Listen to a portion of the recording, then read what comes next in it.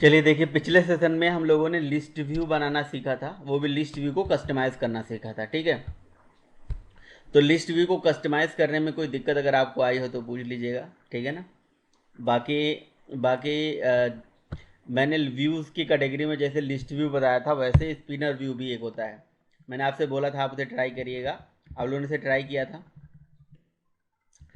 तो spinner spinner view को हम यहाँ पे ट्राई करेंगे। ठीक है, स्पिनर व्यू आज हम पहले बना लेते हैं, देन उसके बाद हम बेसिक जितने भी हमारे लेआउट्स होते हैं लेआउट्स के बारे में समझेंगे।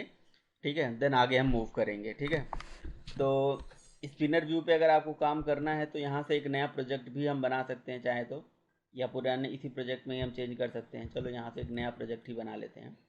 यहाँ से क्लोज प्रोजेक्ट करके एक स्पिनर व्यू के लिए नया project start Android studio project करेंगे, और यहाँ से एक इम्पटी एक्टिविटी को लेके, स्पिनर का मतलब यहाँ पे ड्रॉप डाउन से होता है। ठीक है, तो स्पिनर व्यू जो भी वर्जन बाय डिफ़ॉल्ट यहाँ पे है वही सेम वर्जन लेके यहाँ से आगे बढ़ जाते हैं।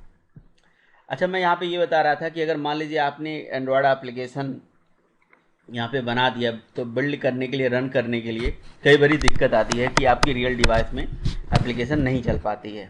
होता है ना, वही जैसे अभी साहिल का नहीं चल रहा है बहुत दिन से, तो आप वर्चुअल डिवाइस भी यहाँ से क्रिएट कर सकते हो जब आप एप्लीकेशन को रन करते हो।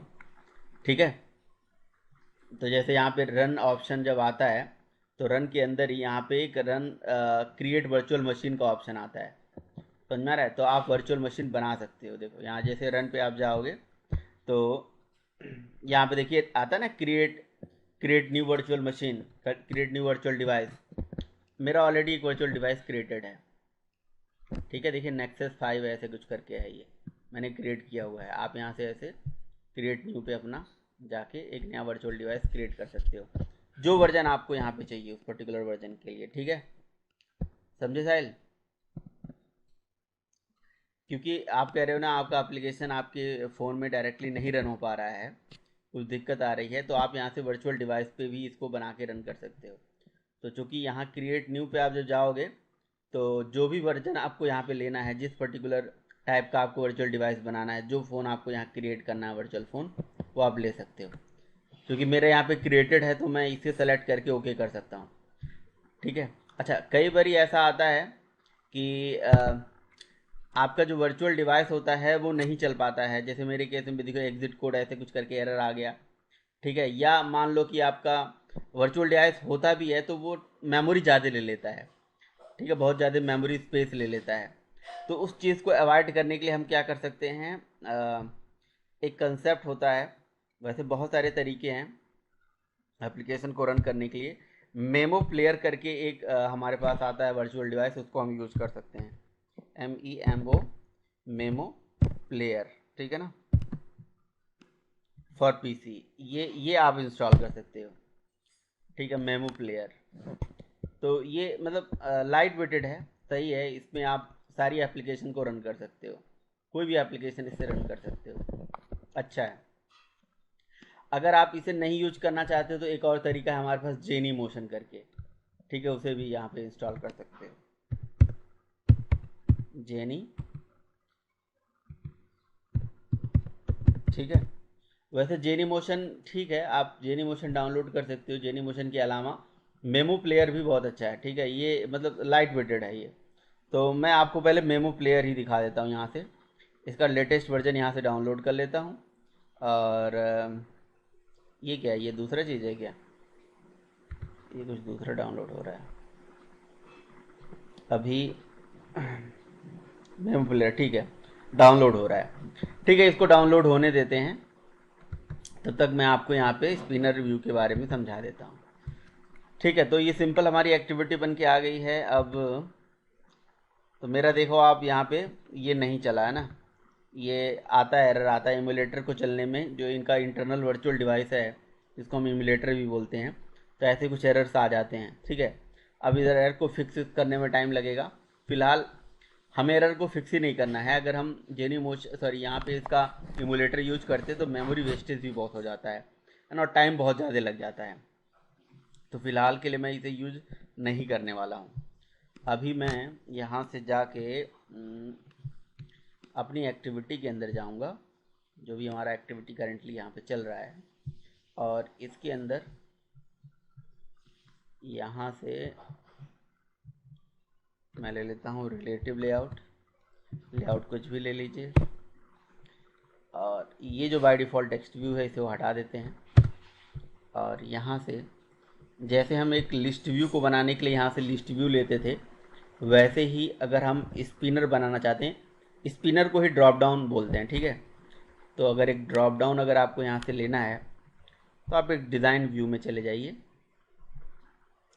और डिज़ाइन व्यू में जाके यहाँ से टेक्स्ट, एक मिनट, यहाँ से इसको थोड़ा बड़ा कर लीजिए, यहाँ से विजिट्स व्यूज़ के अंदर ये होगा हमारा, यहाँ पे देखिए ये तो अलग अलग वेब व्यू वगैरह प्रैक्टिस कर लिया आप लोगों ने, किसको?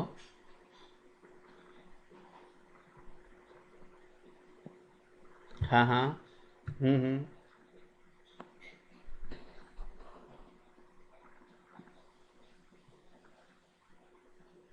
आप मुझे दिखाइएगा तो फिर तब मुझे समझ में आएगा कि आप क्या बात कर रहे हो कि हाँ हाँ हाँ हाँ, होता है, थोड़ी देर के लिए होता है वो। तो उसको हम्म, वो एक्चुअली उतनी देर के लिए मुझे लग रहा है इंटरनेट वगैरह सर्च करता है, नेट कनेक्शन वगैरह चेक करता है, तो इसलिए वो करता है। वैसे उसे एक बार हम देख लेंगे उसे कि भाई वो वाइट क्यों आता है थोड़ी देर के लिए। देखो, रिकमेंडेड अप्रोच थोड़ी ना है कि अगर आप कोई वेब एप्लीकेशन बना रहे हो तो वो तो जुगाड़ है कि आप यूज़ कर रहे हो web view, but recommended approach वो थोड़ी ना है एक वैसे ई कॉमर्स एप्लीकेशन बनाने के लिए। अच्छा, यहाँ पे आपको हमारा लिस्ट व्यू कहाँ पे था, एक मिनट, टेबल है, ये देखिए सबसे टॉप पे यहाँ पे स्पिनर दिख रहा है, ठीक है, उसी के साथ ही रहा होगा। तो ये स्पिनर को आप यहाँ से ड्रैग एंड ड्रॉप कर लीजिए, ठीक है, या आप ऐसे बना भी सकते हो, कोई दिक्कत नहीं, मैंने ड्रैग एंड ड्रॉप कर लिया, कोई दिक्कत तो नहीं ना है। यहाँ पे देखिए उसकी प्रॉपर्टी आ गई, अगर आपको इसके विड्थ, हाइट, आईडी जिसमें भी आपको चेंज करना है यहाँ पे चेंज कर सकते हो, ठीक है। तो हमने बस यहाँ पे एक स्पिनर व्यू को जो है ड्रैग एंड ड्रॉप किया है, और उसका विड्थ हाइट यहाँ पे आ गया। देखिए ये एक कम्बो बॉक्स आ गया कि नहीं आ गया किनारे से, तो ये चीज़ होता है स्पिनर। और यहाँ पे बस आपको आइटम दिखाने हैं, आइटम इंसर्ट करने हैं। अब आपको ये स्पिनर को थोड़ा ऊपर से मार्जिन ले आके यहाँ पे सेंटर करना है, तो आप मार्जिन टॉप कर लीजिए। सपोज करिए मैंने यहाँ से 50 dp का कर लिया, तो 150 dp का कर लिया लीजिए, ठीक है। तो और थोड़ा यहाँ पे आ गया। अब इस स्पिनर को जैसे मान लो कि वैसे देखोगे तो ये थोड़ा अच्छा नहीं लगेगा, बाकी आप इसको क्या कर सकते हो कि इस स्पिनर में आप बैकग्राउंड में सपोज करो कि आपने क्या कर लिया कि जैसे मैंने आपको रेक्टेंगल बनाना सिखाया है, ठीक है, कि लेआउट से आप डिज़ाइनिंग से कैसे रेक्टेंगल बना सकते हो। तो अगर आप रेक्टेंगल बना के शेप वगैरह इसके बैकग्राउंड में लगा दोगे, तो जो शेप इसके साथ लगाओगे वही शेप यहाँ पे इम्प्लीमेंट हो जाएगा। क्लियर है? तो जैसे मैं आपको यहाँ पे, वो कहीं पे भी आप लगा सकते हो, शेप वगैरह कहीं पे भी इम्प्लीमेंट कर सकते हो। तो यूज़र्स के अंदर यहाँ पे मेरे जो एंड्रॉयड स्टूडियो के प्रोजेक्ट्स हैं ना, उन प्रोजेक्ट्स में अब जैसे लास्ट टाइम पे हमने जो शेप बनाया था, ये हमने लेआउट के अंदर रेक्टेंगल के लिए कोई बैकग्राउंड बनाया हुआ था ना, यहाँ पे न्यू किसी नाम से तो बनाया था, अगर आपको याद हो तो, basic view, intent, login. Shape हमने कहाँ एक्सएमएल लेआउट के अंदर ही रखा था ना, शेप बना के।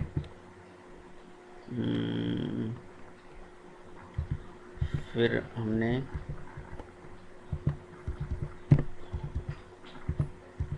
मेन के अंदर, रेस्ट के अंदर नहीं, ड्राइबल के अंदर बनाया था ये एक्सएमएल। ये देखिए, ये आईसी लॉन्चर बैकग्राउंड, ऐसे ही कुछ बैकग्राउंड, केवल ओनली बैकग्राउंड करके हमने केवल बैकग्राउंड ही नाम दिया था शायद। ड्राइबल के अंदर एक हमने क्रिएट किया था शायद, हाँ ड्राइबल के अंदर ही था। वो 6 या 5th में ही आपको मिल जाएगा एड्रेस के अंदर। ये आईसी लॉन्चर बैकग्राउंड क्यों दिखा रहा है?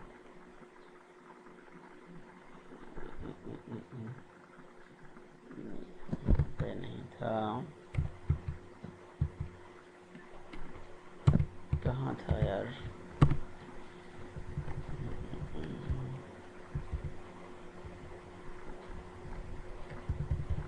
कहीं पे तो था भाई, कहाँ पे था, कहाँ पे था?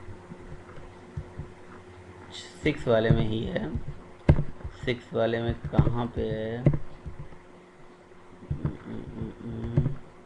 ये बैकग्राउंड देखिए यहाँ पे, ठीक है, ये बैकग्राउंड के नाम से जो बनाया था।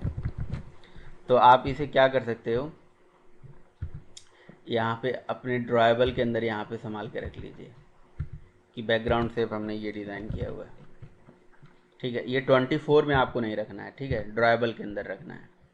तो ड्राइबल के अंदर ये बैकग्राउंड आप यहाँ पे रख लीजिए। तो आपको याद आ रहा है ये बैकग्राउंड शेप मैंने बताया था आपको, ठीक है। शेप के अंदर स्ट्रोक, पैडिंग, कॉर्नर, है ना। तो ये सारा चीज़ आप एक जगह बना के रख सकते हो। इसका मतलब यूज पड़ता है, बहुत ज़्यादा यूज पड़ता है। अगर आप रेक्टेंगुलर शेप बनाना चाहते हो तो उस केस में इसकी ज़रूरत पड़ जाती है, ठीक है। अब बस आपको क्या कर लेना है, अपना जो स्पिनर व्यू आपने लिया है उसके बैकग्राउंड में इसको कॉल कर लीजिए, है ना। यहाँ पे लिख दीजिए बैकग्राउंड, यहाँ से बैकग्राउंड, और एट द रेट कहाँ पे पड़ा हुआ है, ड्राइबल के अंदर पड़ा हुआ है ना। तो एट द रेट यहाँ पे लिख दिया हमने ड्राइबल और ये बैकग्राउंड। तो ये देखिए आ गया, ठीक है। क्योंकि यहाँ पे विड्थ हमने विड्थ इसका बड़ा कर देंगे ना, मैच पेरेंट हाइट इसका रैप कंटेंट हमने लिखा हुआ है ना। तो रैप कंटेंट के जगह पे अगर हम यहाँ पे दे दें 50 dp तो थोड़ा सा ये बड़ा हो जाएगा, है ना। सॉरी, यहाँ पे 50 dp, ठीक है। तो अब आपको ये सही दिख रहा है। ये जो बाय डिफॉल्ट मतलब जो स्पिनर आ रहा था उसका थोड़ा सा लुक हमने अलग कर लिया। क्लियर है, समझ में आ रहा है ना। देखिए अगर आपको ये चाहिए तो ठीक है, नहीं चाहिए तो इसे हटा भी सकते हैं, आपकी इच्छा है। अच्छा देखिए, ये मेमो प्लेयर हमने डाउनलोड कर दिया है। अब इसको मैं इंस्टॉल भी कर लेता हूँ, ठीक है। साथ ही साथ इसको भी बताते चलता हूँ। अब देखो यार, ये मेरे सिस्टम में, क्योंकि ये मेरा ऑफिस का सिस्टम है तो उसमें एडमिनिस्ट्रेटर की परमिशन नहीं है मेरे पास। अब एडमिनिस्ट्रेटर की परमिशन ना होने की वजह से इसको मैं इंस्टॉल नहीं कर सकता यहाँ पे, ये मेरे लिए दिक्कत है। तो साहिल आप इसे ट्राई कर सकते हो एक बार, बताइए। ये मेमो प्लेयर को आप डाउनलोड करके इसे ट्राई कर सकते हैं। हाँ, तो इसे आप ट्राई कर लीजिएगा। इसको कुछ भी नहीं करने का, नेक्स्ट नेक्स्ट नेक्स्ट नेक्स्ट करके आप बस इंस्टॉल कर लेना है इसको पूरा, है ना। और जो भी ऑप्शन आएगा उसमें आपको ईमेल आईडी वगैरह आपको अपनी डालनी पड़ेगी, उसको कन्फिगर कर लीजिएगा, ठीक है। या तो मैं अपने पर्सनल लैपटॉप पे इसको ट्राई करके आपको दिखा दूंगा, अगर आप जैसे आप एक बार कोशिश कर लेना, ठीक है। देन आपको क्या करना होगा, जब भी आप एप्लीकेशन को रन करते हो ना तो उसको चला देना है एक बार। तो उससे क्या हो जाएगा आपका, जैसे मैं वाइजर चला के अपना फ़ोन कनेक्ट कर लेता हूँ ना, वैसे ही आपका वो वर्चुअल डिवाइस ऑन हो जाएगा। बस आपको यहाँ जब रन करोगे ना तो वो वर्चुअल डिवाइस दिख जाएगी। जैसे देखो यहाँ पे ये दिख रहा है नेक्सस 5X दिख रहा है ना, वैसे वो डिवाइस दिख जाएगी। बस उस पर आप सेलेक्ट करके रन